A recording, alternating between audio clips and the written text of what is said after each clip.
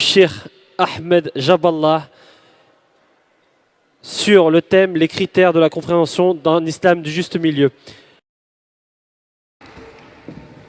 بسم الله الرحمن الرحيم الحمد لله رب العالمين نحمده ونستعينه ونستغفره ونعوذ بالله من شرور أنفسنا ومن سيئات أعمالنا وصلى الله وسلم على سيدنا محمد وعلى آله وصحبه أجمعين أما بعد فالسلام عليكم ورحمة الله تعالى وبركاته. Nous arrivons à la fin de notre rencontre de cette année avant Inch'Allah, tout à l'heure, la séance finale de clôture. Et on m'a demandé de dire quelques mots avant la fin. Normalement, j'avais une intervention hier, mais un petit changement dans le programme a fait que j'étais le premier à intervenir sur le thème. Et Dieu a voulu que j'aie cette dernière parole également à la fin de cette belle rencontre de cette année. Alors, qu'est-ce qu'on peut dire à la fin? Nous avons certainement, vous avez suivi, écouté plusieurs interventions. Nous avons eu, comme tous les ans, la chance de rencontrer nos savants, nos chouyoukh, mais aussi nos frères qui sont actifs aujourd'hui. Vous venez de suivre également les frères qui ont parlé de la situation du peuple syrien, de toutes ces souffrances aujourd'hui que vivent beaucoup de peuples musulmans à travers la planète. Certainement, cette rencontre était l'occasion pour nous tous pour s'instruire encore plus dans notre religion, pour connaître encore plus notre réalité directe et la réalité des musulmans à travers le monde. Qu'est-ce que nous devons retenir à la fin de toute cette rencontre? Mon intervention, c'était sur les critères d'une bonne compréhension de l'islam. Et ça va être dans ce sens-là. Car ce que nous devons tout d'abord retenir et ce que nous devons travailler, je dirais pas occasionnellement pendant des rencontres ponctuelles comme celle-ci, mais tout le long de notre vie, Inch'Allah. Savoir une chose que la compréhension de l'islam, c'est la base de toute chose. Parce qu'avant d'agir, il faut agir en connaissance de notre religion, en connaissance de la voie que nous devons suivre et emprunter. Et cette connaissance, nous pouvons l'avoir et l'acquérir à travers la science. D'où l'importance de la science, al-ilm. Nous sommes une communauté dans son livre sacré qui est le Coran, comme vous le connaissez tous, a commencé par cet appel. Iqra, lis, la lecture qui est la clé du savoir. Et vous savez, ce verbe iqra, dans l'impératif, dans le mot d'impératif, veut dire que la lecture est une obligation de chaque musulman. La lecture, c'est-à-dire la compréhension, le fait d'avoir ce rapport direct avec le texte. Car qu'est-ce qu'on lit? On lit le texte qui vient d'Allah subhanahu wa ta'ala, le Coran. On lit également la sunna apportée par notre prophète Muhammad sallallahu alayhi wa sallam. Et on lit tous les patrimoines qui est laissé, qui est produit par les savants musulmans à travers les siècles. Mais ça doit être une lecture intelligente, qui doit avoir des règles pour bien saisir le sens véritable, le sens vrai de la religion musulmane. Si on veut donner une grande caractéristique de l'islam que nous devons suivre, que l'islam qui doit être notre chemin, cette caractéristique, c'est elle qu'Allah subhanahu wa ta'ala a choisie pour cette ummah, pour cette communauté. Dans le verset 143 de Surat al-Baqarah, Allah subhanahu wa ta'ala, il parle des musulmans en disant وَكَذَلِكَ جَعَلْنَاكُمْ أُمَّةً وَسَطًا لِتَكُونُوا شُهَدَاءَ عَلَى النَّاسِ وَيَكُونَ الرَّسُولُ عَلَيْكُمْ شَهِيدًا. Ainsi, nous avons fait de vous une communauté de juste milieu afin que le prophète sallallahu alayhi wa sallam, afin que vous soyez des témoins vis-à-vis des gens, vis-à-vis de l'humanité, et que le prophète soit les témoins vis-à-vis de vous le jour du jugement dernier. Ce juste milieu, c'est la modération. Et c'était la voie de notre prophète sallallahu alayhi wa sallam. Aïcha, lorsqu'elle a parlé du prophète, et cette année notre thème c'est autour du prophète sallallahu alayhi wa sallam, elle a dit du prophète sallallahu alayhi wa sallam: ma khuyira bayna amrayni illa ikhtara aysarahuma ma lam yakun ithma. Chaque fois qu'on met le prophète sallallahu alayhi wa sallam entre deux choix, deux options, il va toujours choisir l'option de la facilité, tant que cette facilité n'amène pas bien sûr un péché. Alors c'est ça la voie de l'islam, et on ne peut pas avoir cette voie ou acquérir cette connaissance qu'à travers la science. Et c'est la première obligation.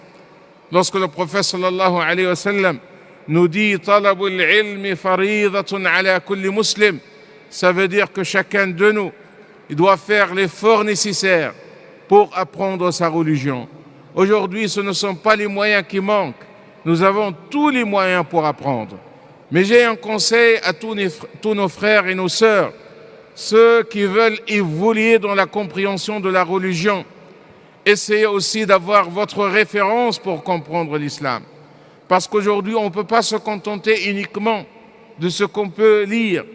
Et la majorité parmi nous aujourd'hui, ils vont se confier plutôt à des pages internet, des pages de sites internet, Facebook, etc. Ce n'est pas suffisant pour s'instruire et avoir des bases solides dans la compréhension de l'islam.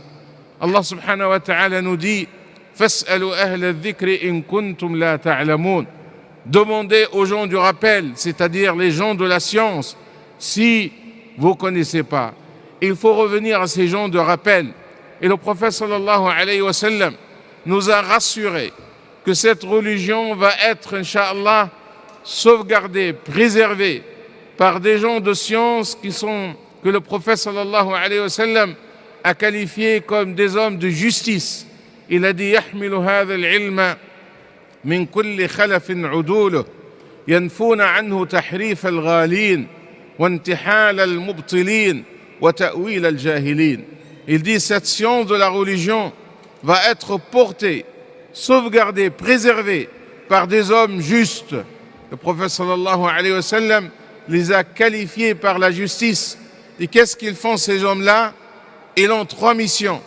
La première, ils vont défendre la vérité de la religion contre l'excès, contre la déformation de ceux qui ont choisi la voie de l'excès, l'exagération. L'islam est une religion qui est loin de l'exagération. C'est une religion de modération et de juste milieu. Et la deuxième mission, ils vont également défendre la religion contre les falsificateurs, c'est-à-dire à l'opposé de ceux qui vont chercher l'excès. Il y a de l'autre côté des gens qui veulent falsifier la vérité de la religion. Et nous le retrouvons dans toutes les époques.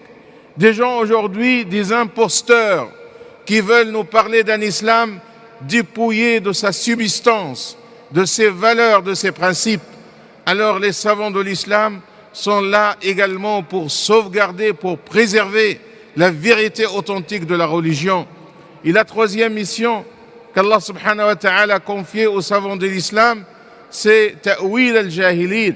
Ils vont défendre la religion contre l'interprétation des ignorants, c'est-à-dire les gens qui n'ont pas de connaissances, qui n'ont pas de savoir, qui n'ont pas ce fiqh, cette compréhension profonde, véritable, et vont se lancer pour donner des avis religieux.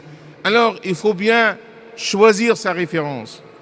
L'imam al-Qurtubi, rahimahullah, le grand exégète andalou, lorsqu'il a interprété le verset « Fas'alu ahla dhikri in kuntum la ta'lamun » demandez aux gens du savoir, aux gens du rappel si vous ne connaissez pas, il a dit il est de la responsabilité de chaque musulman de bien choisir sa référence. C'est notre responsabilité. At-tabi'oun, les successeurs des compagnons du prophète sallallahu alayhi wa sallam, qui étaient sur la voie de ses compagnons, cette génération bénie, ils ont une parole célèbre où ils disaient Inna hadha al-ilma din fanzuru amman ta'khudhuna dinakum. Quelle est importante cette parole? Inna hadha al-ilma din. Cette religion, la science de la religion, il s'agit de la religion. C'est pas comme toute une autre science. Alors ils nous disent فانظروا عمن تأخذون دينكم. Faites attention par rapport à votre référence pour prendre votre religion. ولذلك il faut toujours, l'imam al-Qurtubi l'a dit, il est de la responsabilité de chaque musulman de chercher le plus savant de son époque dans son pays. Le plus savant, c'est-à-dire le plus compétent en termes de science de son époque, celui qui vit son époque et connaît les défis et les enjeux de l'époque, mais aussi de son pays qui connaît le contexte. Alors aujourd'hui, nous avons, alhamdoulilah, des instances qui sont là. Et je dois rappeler à nos frères et nos sœurs qu'au niveau de l'Europe, concernant toutes les questions juridiques, les questions de fiqh, parce qu'on est confronté certainement à des problématiques, des questions qui se posent. Nous avons, alhamdoulilah, un conseil très actif, le Conseil européen de la fatwa et de recherche, qui produit énormément d'avis juridiques et de fatawa. Certains sont traduits. Il y aura, Inch'Allah, dans les prochains mois, un effort exceptionnel pour traduire, Inch'Allah, l'ensemble des travaux en langue française qui sont disponibles en partie en français, mais en totalité en langue arabe dans le site du Conseil européen de la fatwa et des recherches. Et je dirais en deuxième lieu, puisque cette année, notre thème général de notre rencontre était autour de notre prophète Mohammed sallallahu alayhi wa sallam, rahmatan lil alamin, miséricorde pour l'humanité, pour tout l'univers. Et nous avons spécifié deux qualités importantes, ar-rahmah wal-salam. Notre prophète sallallahu alayhi wa sallam, prophète de miséricorde et prophète de paix. Ce que nous devons saisir effectivement dans la vie de notre prophète sallallahu alayhi wa sallam, qu'Allah subhanahu wa ta'ala nous a demandé, nous a recommandé de le prendre comme le modèle dans notre vie. لَقَدْ كَانَ لَكُمْ فِي رَسُولِ اللَّهِ أُسْوَةٌ حَسَنَةٌ. Vous avez dans la personne du prophète sallallahu alayhi wa sallam un exemple à suivre, un modèle à méditer et à suivre. Et on doit bien comprendre le sens du verset lorsqu'il nous dit لَقَدْ كَانَ لَكُمْ فِي رَسُولِ اللَّهِ. Vous avez dans la personne du prophète sallallahu alayhi wa sallam. Il ne faut pas comprendre la sunna comme on le comprend parfois dans le fait de suivre le prophète sallallahu alayhi wa sallam dans certains de ses actes qui sont relatifs à notre pratique cultuelle. On trouve parfois des musulmans qui sont très soucieux pour suivre sunna dans telle chose ou telle chose. C'est important bien sûr, car nous suivons la sunna, car Allah subhanahu wa ta'ala nous a demandé de la suivre. Mais on doit prendre la sunna dans sa globalité. On doit prendre la personnalité du prophète sallallahu alayhi wa sallam dans les différentes dimensions de sa personnalité. Le prophète certainement est le modèle dans sa relation spirituelle avec Allah subhanahu wa ta'ala, mais il est aussi modèle dans sa relation avec ses siens, dans sa famille, avec ses épouses, avec ses enfants. Il est modèle également dans ses relations avec ses voisins. Il est modèle avec tous les hommes dans sa vie. Il est modèle également dans ses relations même avec ses ennemis. Le prophète sallallahu alayhi wa sallam, il a toutes ces dimensions dans sa personnalité. Et d'ailleurs, les savants de l'islam, ils ont travaillé sur la vie du prophète sallallahu alayhi wa sallam. On ne trouve pas aujourd'hui dans notre monde une personnalité sur laquelle nous avons le plus de détails, mais les détails de tous les aspects de sa vie, comme Muhammad sallallahu alayhi wa sallam. Car les musulmans, les compagnons, ils ont bien su qu'il s'agit de la vie d'un prophète modèle.